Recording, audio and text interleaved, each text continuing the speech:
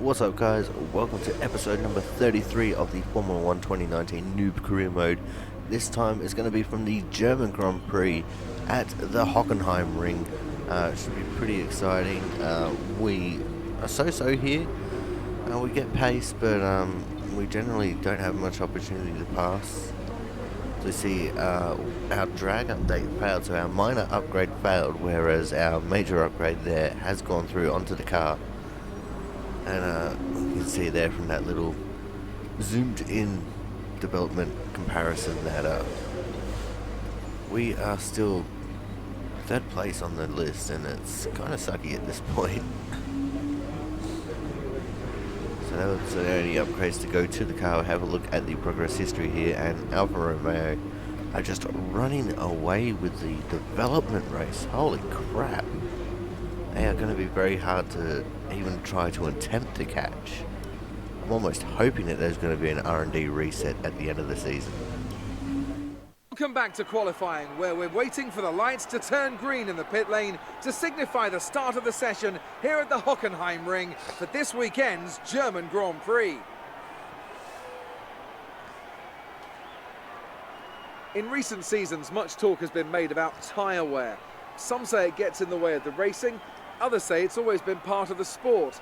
Are we going to see drivers trying to look after their tyres here, or throw caution to the wind and worry about that when it becomes a problem? Tyre wear is always something you have to consider to a certain degree. Finding a good car balance that suits the circuit will help prolong the life of the tyre, but it's true that some circuits, such as this one, are more challenging than others. How hard you can push them depends on your strategy and how tight the battle is around you. We're going to jump straight into Q2 here for our fast lap. As you see, we're at the end of the session. We couldn't make it in on the soft tyres, so we're going to do another lap on the... we couldn't get in on the medium tyres, so going in for a lap on the softs. As you see, we're already very up on our previous time. Just about 5/10 of a second, so almost half a second completely. Come up to the very tight turn here, second gear. All the curve on the exit. And we're over 7/10 up on our previous time now.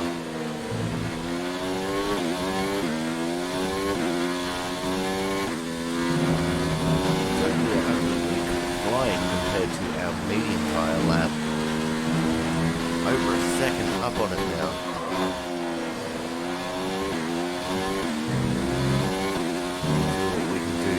Come past the final corner. Go onto the drag strip a little bit. Open up the DRS across the line, and it is good enough for P2.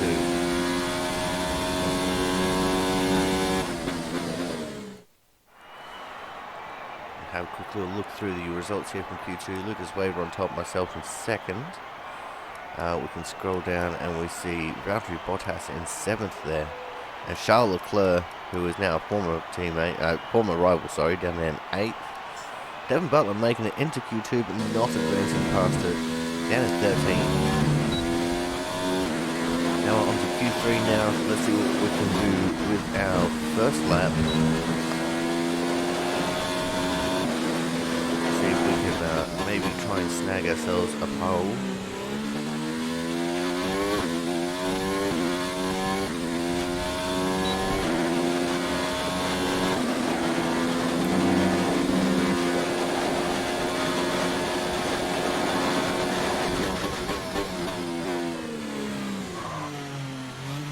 Bit of a lock up there into the hairpin. That's going to take about 1/10 off of that time. When we're dealing with such close margins all the time, 1/10 of a second is a lot.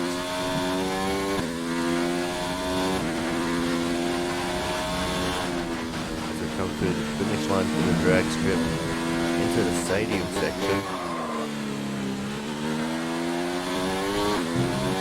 Goes to provisional P1. Weber goes provisional P1. We open up the DRS across the line.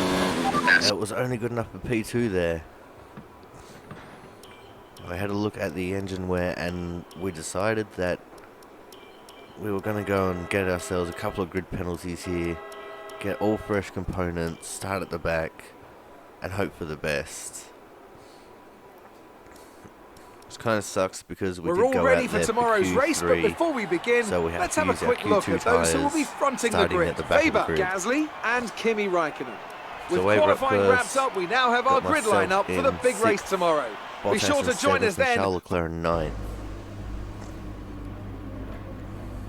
And as you can see there, we have beaten Valtteri Bottas in the rivalry, which will get us a nice little boost going into the race, and we're only 1 point away from beating Charles Leclerc, so we're definitely going to be beating his rivalry there as well.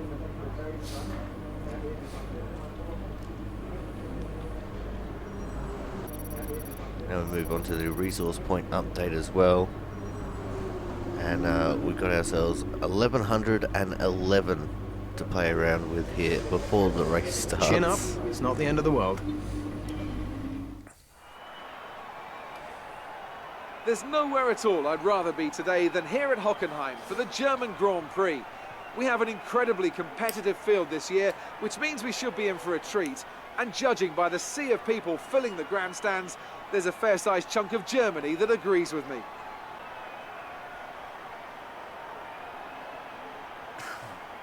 A warm welcome to Anthony Davidson, who's beside me in the commentary box today.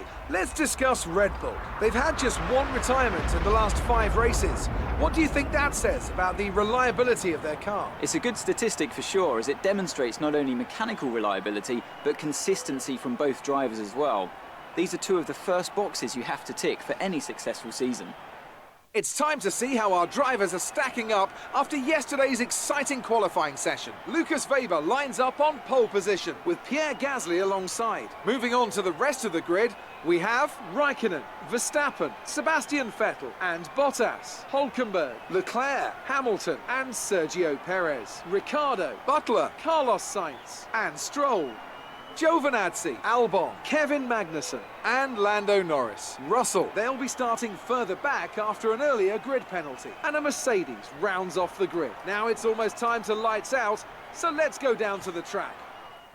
So a couple of guys with grid penalties going to be starting around us there. Let's give them a race Have worth a look watching. at the strategy. It doesn't look like there's not much that we can do to it, honestly. So it looks like it's just going to be fairly straightforward. Softs and mediums when the softs wear out. We go to 5 red lights to get ready to start the German Grand Prix. We're off and racing. Okay, you're in his dirty air. Get past him. Get past him, I did. Double overtake into turn 1 there.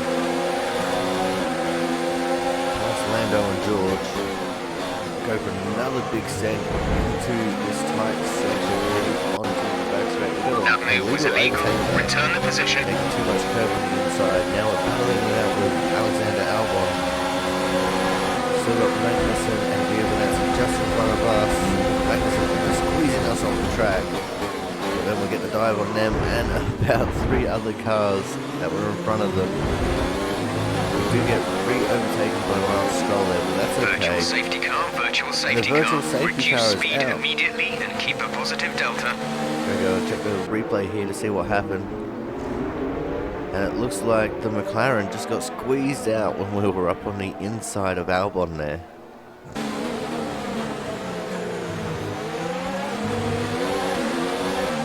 Coming back from the replay camera, I missed my braking zone there. And ran a little bit wide. We're going to be right up on the back of Giovinazzi here. Okay, that's a good start. Keep it up. We're already up in the 14th position as well.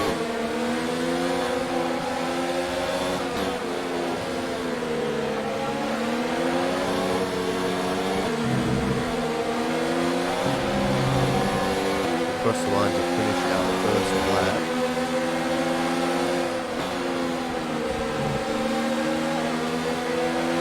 This is good for me because this is going to extend the life of safety car is tyres. ending. Maintain your pace until the green flag. VSC ending. Wait for green. We're back to green just as we're right up on Giovanetti's tail there. We're any slipstream, we're going to go wide, boxing in behind Stroll. And we get Stroll as well, double overtake on that back straight there.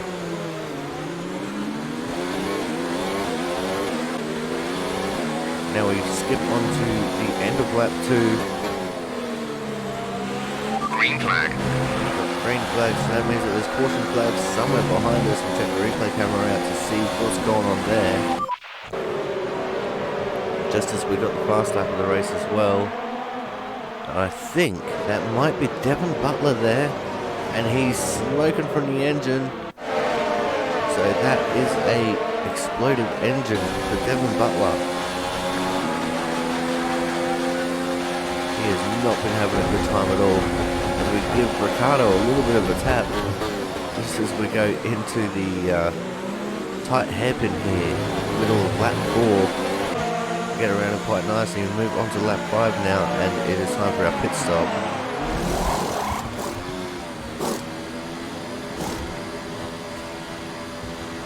We change our front wing because of the way that we hit Ricciardo there.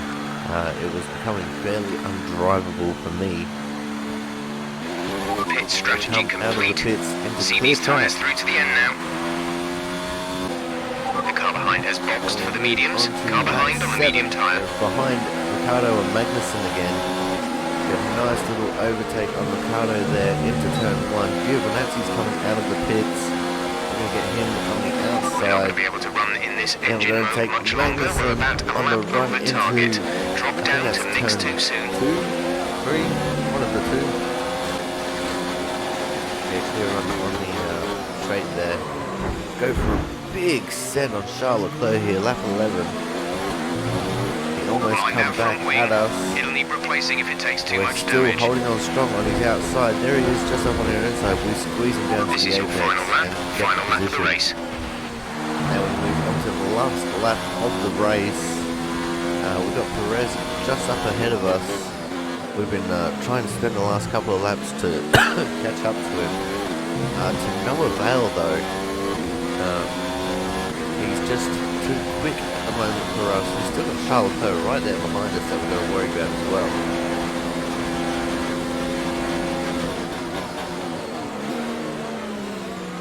Straight down to the hairpin for the final time.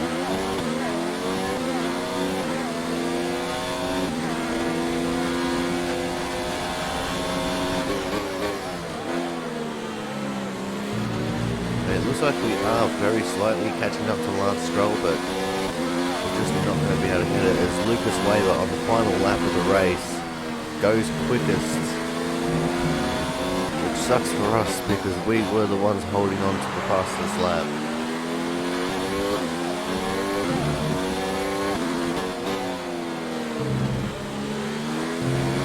Come out of the final corner now, past the DRS activation zone. As P10 for the German Grand Prix. Well, that's a disappointing result for sure, but we'll try to bounce back at the next one.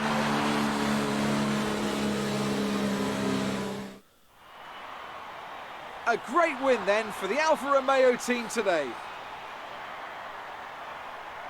Anthony Davidson, what helped them deliver this result, do you think?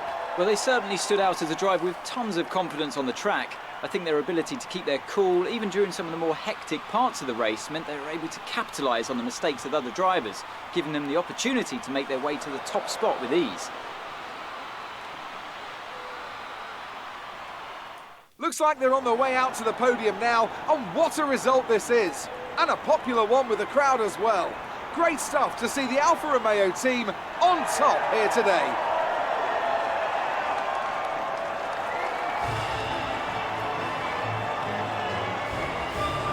The podium, Lucas Weber, Sebastian Vettel, and I think that's Max Verstappen there in third.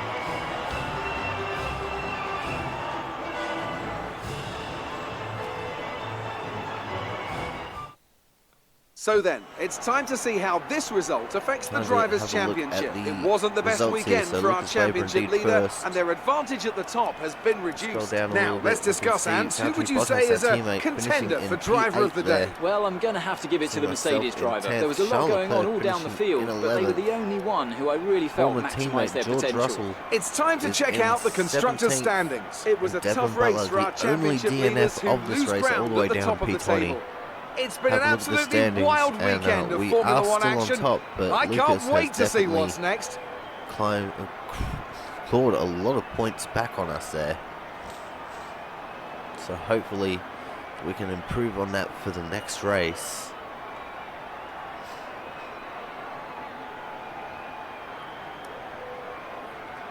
Have a look at constructors as well, and Mercedes has lost a lot of ground to Alfa Romeo there as well.